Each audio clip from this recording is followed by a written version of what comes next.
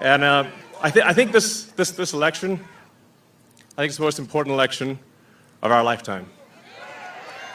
This is no ordinary election. The other side wants to take away your freedom of speech. They want to take away your right to bear arms. They want to take away your right to vote effectively. You've got 14 states now that don't require voter ID. California, where I used to live, is just passed a law banning voter ID for voting. I still can't believe that's real. So how are you supposed to have a proper election if there's no ID? It's just meaningless. And free speech is the bedrock of democracy. And if people don't know what's going on, if they don't know the truth, how can you make an informed vote? You must have free speech in order to have democracy. That's why it's the First Amendment. And the Second Amendment is there to ensure that we have the First Amendment.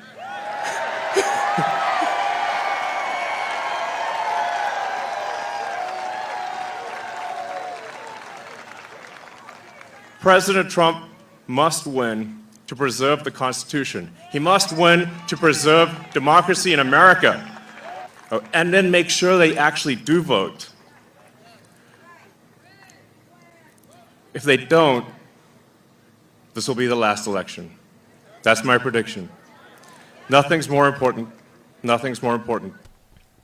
Okay, so as we heard from Elon, it actually piqued my interest because I knew some states you didn't actually require any photo ID, but I actually wasn't aware that some states, including 15, so Elon was one off, there's actually 15 states in its totality that required no ID at all.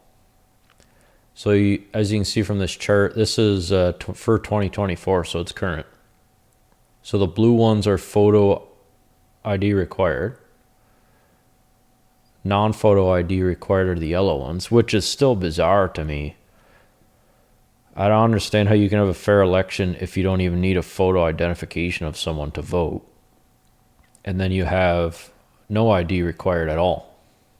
And as you can tell, New Mexico, Nevada, California, Oregon, Washington, Minnesota, Illinois, even Pennsylvania, the swing state with the most electoral votes, has no ID required to vote, if you can believe it. It's actually shocking, and I'm surprised more people aren't talking about it. Even when I went to look up this subject, so Maryland, Pennsylvania, New York, New Jersey, Vermont, Massachusetts, and Maine.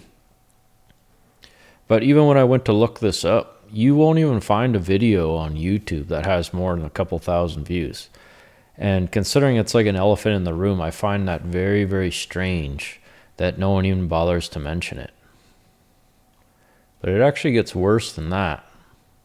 So as of April 2024, 35 states required voters to present identification in order to vote at all the polls, which you would expect it to be voter identification, but it isn't so. Of these states, 24 required voters to present identification containing a photograph, and 11 accepted other forms of identification. That's still scary to me. Identification without a photograph, what good is that? Like, you can't do anything. Like, whether you buy stocks, open a bank account, get a mortgage, you can't actually do any of those things without a photograph identification attached to a file that's given to someone to examine. The fact that you can actually vote, change the trajectory, the power dynamic over the entire country without even needing so much as an ID is psychotic. That's straight up treason. But the remaining 15 states do not require voters to present identification in order to vote at the polls on election day. Valid forms of identification differ by state. In certain states that require voters to provide identification, there may be exceptions that allow some voters to cast a ballot without providing an ID. To see more about these exceptions, well, I already showed you the chart, but we'll come back to this chart because it's important. So we look at the no ID required. Doesn't it seem strange that they just so happen to be the states that Biden won,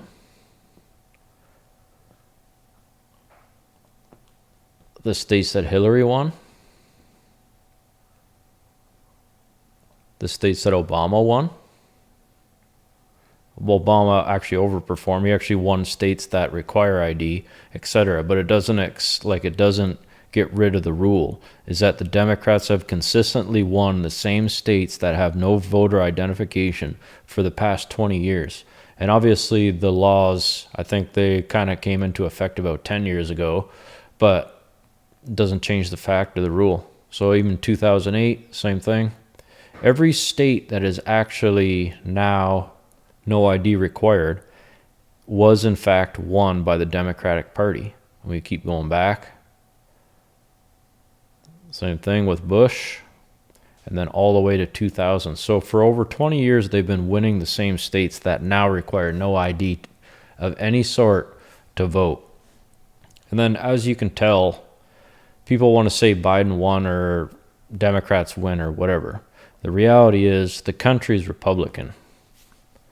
The only places that actually are liberal are the inner cities, and I just call them the hordes because that's what it is, not hordes with a D, because they're just hordes of people.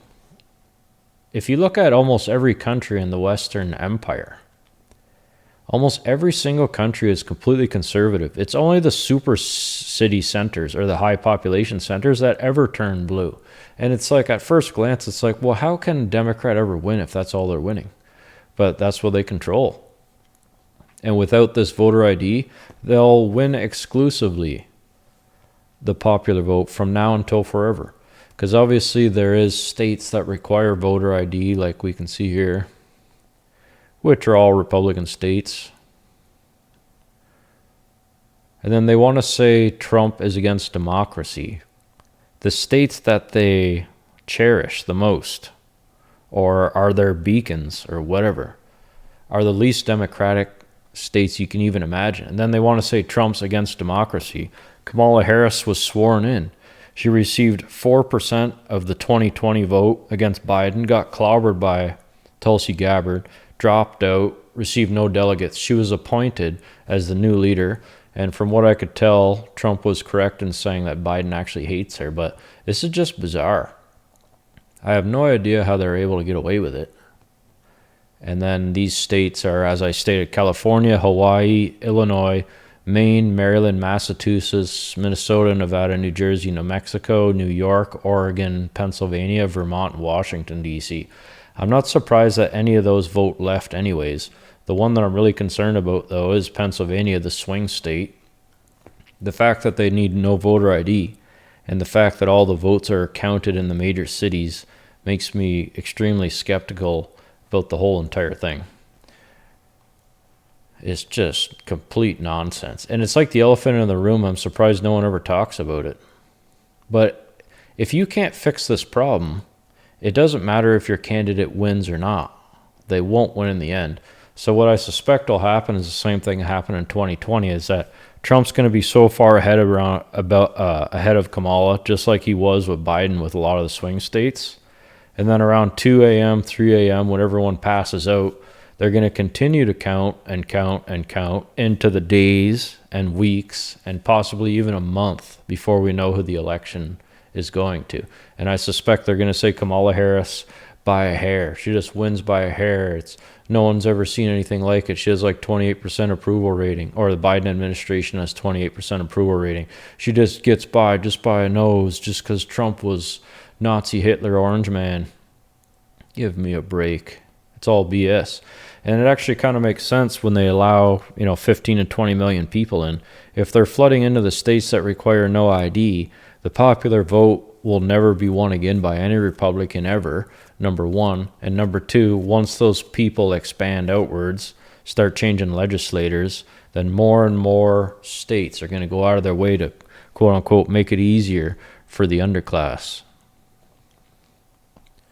But you don't have to take my word for it. Check it out.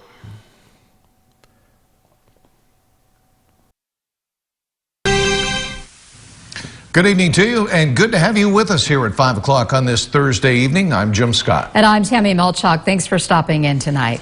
17 News is your local election headquarters, and we are now less than 3 weeks away from November's midterm election, and ballots have already been arrived in mailboxes across Kern County. Voters are making decisions on contentious races and high-stakes ballot measures as we speak. But the most controversial part of this election may not be who or what we are voting for, but simply how we are casting our ballot. 17's Maddie Gannon in studio tonight with more. Maddie? Jim, for the last 2 years, we've seen election integrity take center stage. Tonight, we look closer at one of the most controversial rules, California's voter ID law. Less than 3 weeks from the midterm election, one question emerging at Kern's Board of Supervisors meetings, our local debates, even conversations with voters at the fair. But do we need an ID to vote? Why in Kern County do you not have to show an ID when you come out to vote? A voter is not required to show us an ID in order to be able to vote. The only time that we do require an ID is a person who is voting for the first time in a federal election, because that is federal election law. Kern County Registrar of Voters-elect Amy Espinoza, who will take over for her boss Mary Bedard next year, explains California is one of 15 states that in most cases does not require a voter to show any form of identification when voting. There is a misconception that, that it's Mary Bedard's call as far as whether or not people have to show their IDs, and it's not. It is a state issue, and again, we just follow the law. That issue is one of the most contentious parts of elections. Republican analyst Kathy Abernathy explains some residents in Kern are concerned it could lead to confusion with names at the polls, or even someone showing up to vote saying someone else's name and voting in their place. Why not do something that is that simple to make sure that, particularly if you have a name like John Smith or Susie Jones, that you don't have any kind of confusion? Why not ask for it? Democratic analyst Neil Sinapa believes voting should be as easy as possible for citizens, arguing requiring voters to show an ID could disproportionately affect voters of lower economic status, who may be less likely to need or use an ID in their everyday life. Adding obstacles and adding burdens to our citizens in order to allow them to vote. And I don't think that's right. I don't think it's something that we should be doing. It's important to note here, showing an ID would only affect those voting in person at a polling site. According to the Secretary of State, in the June primary, only about 15% voted in person versus about 85% who voted by mail. In studio, Maddie Gannon, 17 News. I like how they just kind of brush it off at the end. People are burdened by getting a voter ID. It's like you can't even exist in society without a voter ID. And if you don't have an ID, then how are you supposed to get your government check? Like if they're saying the burden is on the lower class, it's ridiculous. You need an ID to exist in this digital age. If you don't have one, you don't exist in this world. Like that's just how it is. And even when it comes to credit cards or credit in general, if you don't have credit, it's almost worse than having bad credit. So it's just ridiculous. But we have a Coca-Cola CEO against the Georgia voting law a few years ago. I remember it happened in like 2021. There's a few other companies that came out and said that it was bad. And even PayPal said it was bad, even though you need an ID to work at Coca-Cola, for example, or you need an ID to have a PayPal. But according to them, if you want to vote, that changes the power dynamic in your own country. Well, you can't have any voter IDs from that, even though it obviously outweighs the other two things, doesn't it? But check it out. But he's to fight against Georgia's controversial voter legislation. The two men behind the effort, Merck's CEO Ken Frazier and former American Express CEO Ken Chenault, weighing in earlier today on Squawk Box. This is a call for action. What we have heard from corporations is general statements about their support for voting rights and against voter suppression. But now we're asking, put those words into action. And we're asking corporate America to publicly and directly oppose any discriminatory legislation and all measures designed to limit America's ability to vote. What we do is we raise the specter of voter fraud, and now we restrict legal voters, eligible voters' ability to cast ballots. And that's what's wrong with this bill, because democracy depends on every voter in this country having free and fair access to vote without discrimination and without undue hindrance. Their call to action targeting multiple Georgia-based companies they feel have not taken a firm enough stand against that legislation.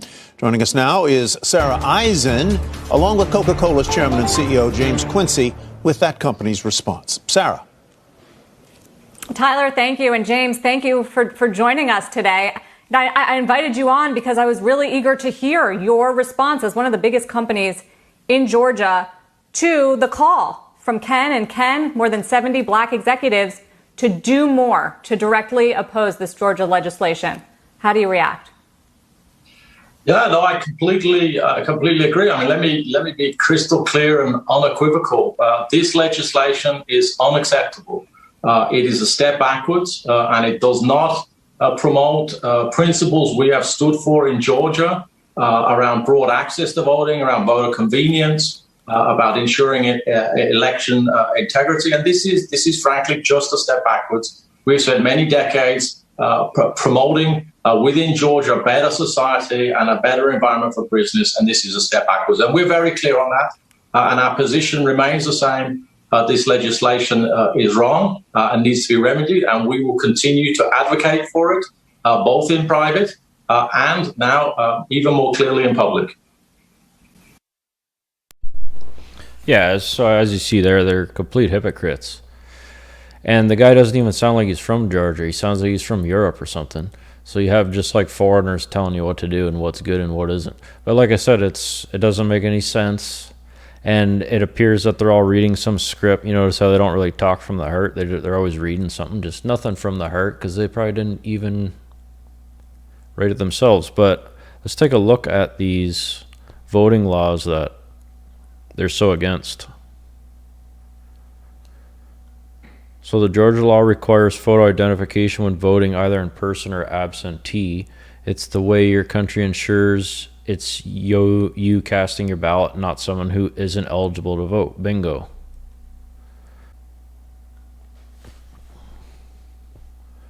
Okay, so here's basically the bill that they're up against, SB 202. So the old way was, prior to the passage of this bill, signature verification was the primary means of checking voter identity for absentee ballots.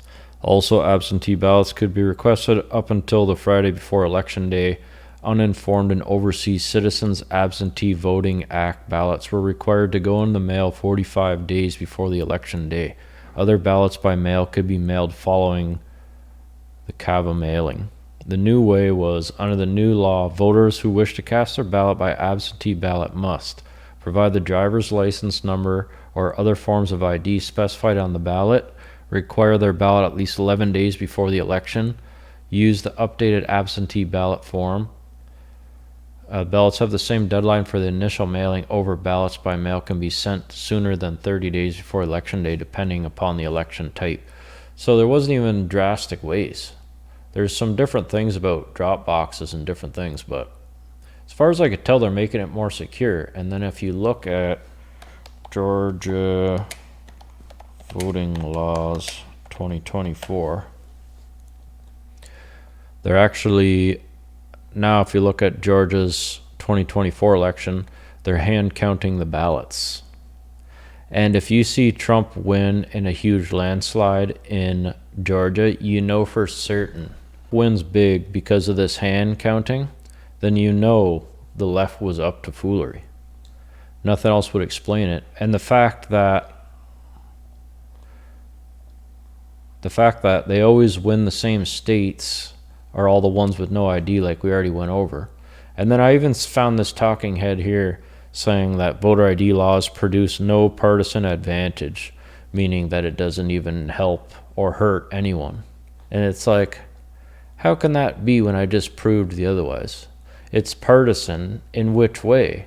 The Democrats won all the states that have no ID. Like, you can't even make it up, but take a look at this. A major new study by the Proceedings of the National Academy of Sciences examined if requiring an ID to vote produced an electoral benefit for Republican candidates and/or penalized Democrats. Because many have suggested that Republicans just want it for electoral advantage. They examined both state and federal elections dating all the way back to 2003, went up to 2020, and the initial finding may come as a surprise. They found the voter ID laws implemented produced a Democratic advantage. A Democratic advantage. Now, they say this advantage weakened to near zero by the 2012 election cycle, but even after that, the report concludes that voter ID requirements motivate and mobilize supporters of both parties, ultimately mitigating their anticipated effects on election results. In other words, they found that while an ID requirement might generate very real anger among Democrats and even potential enthusiasm among Republicans, it motivated both parties to come out, get their IDs are required, and vote. And isn't that what both parties always claim to want? We know Americans certainly favor the idea. A Monmouth University poll last year shows overwhelming support for showing photo ID at the polls. 80% of Americans say they think it's a good idea compared to 18% who oppose. And according to a Gallup poll last year, requiring photo ID to vote is favored by 77% of people of color and 80% of white adults. This could explain why more states are adopting these laws. According to the National Conference of State Legislatures, these 35 states currently require a photo or non-photo ID for voting. 10 other states ask for photo ID with other ways to vote for those who can't show one, like providing a signature to be matched up against information on file. What's not in dispute is that certain minorities, more often, have no ID. But what is not proving to be true is that requiring IDs is somehow suppressing turnout from those groups. Think about Georgia, 2021. New law led to stricter ID requirements for absentee ballots, reduced the number of drop boxes where voters can return their ballots. They reduced hours for early voting. The outrage regarding the law was predictable.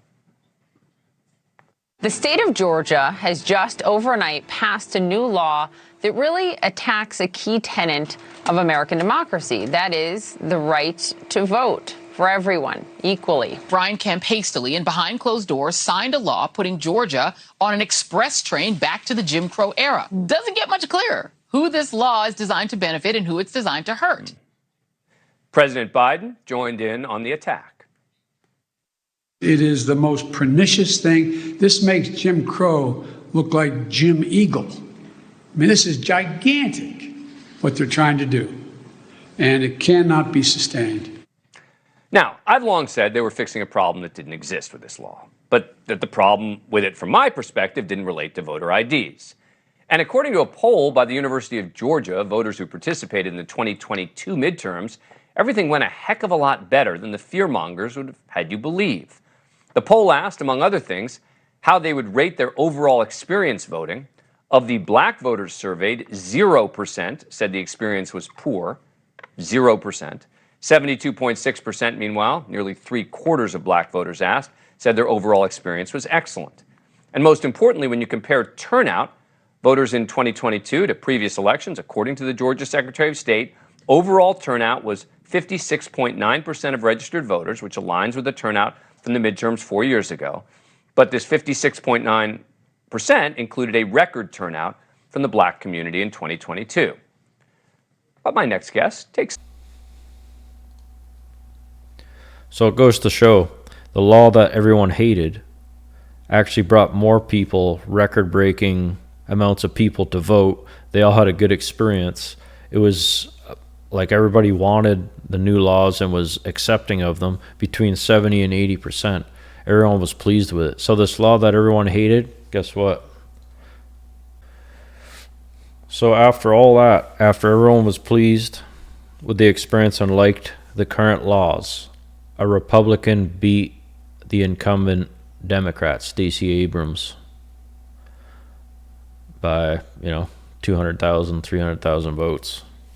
But it just goes to show that what the media actually says and what the people want, what the machine wants and what the people want, or what the collective wants or what the individual wants, are entirely different. And I think the thing that they hate the most is the fact that if they have to follow the rules, they have no chance.